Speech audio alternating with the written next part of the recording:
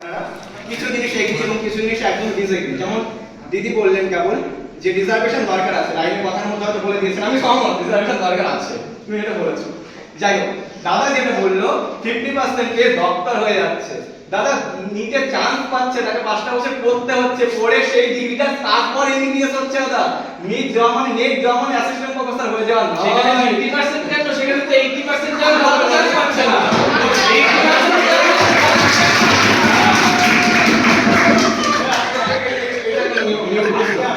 এটা রুলস বলো, এটা রুলস আমাকে বলতে তো কিন্তু এবার আমার সহপাঠী যে কথাটা তুলে ধরলো যে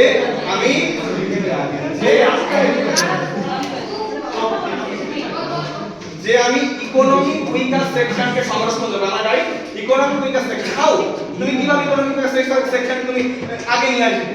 তুমি কি করে জানবে?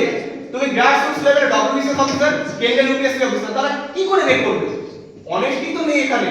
যদি আজকে অনেস্টি থাকতো তাহলে আমার পক্ষে যে বললো ব্যানার্জি চ্যাটার্জি, তাদের সাথে আমরা সম্পর্ক করতে চাইতাম না। একটা দলিত সম্প্রদায়ের ছেলে আজকে যদি সম্পর্কের দিক থেকে যায় তাহলে কিন্তু অনেক কিছু ফেস করতে হয়, যেখানে সোসাইটিতে ইকোনমি নেই, মানে ইকুয়ালিটি নেই। ইকোনমিক দিক থেকে বলছে, সোসাইটির দিক থেকে ইকুয়ালিটি নেই, তাহলে সেখানে তোমরা কি করে বলছো? তোমরা বলার সময় বলবে আমি উচ্চবর্ণীয় ব্রাহ্মণ, আর পরীক্ষায় 10 নম্বর বেশি পেতে পারবে না দলিতদের থেকে, সেটা কেন?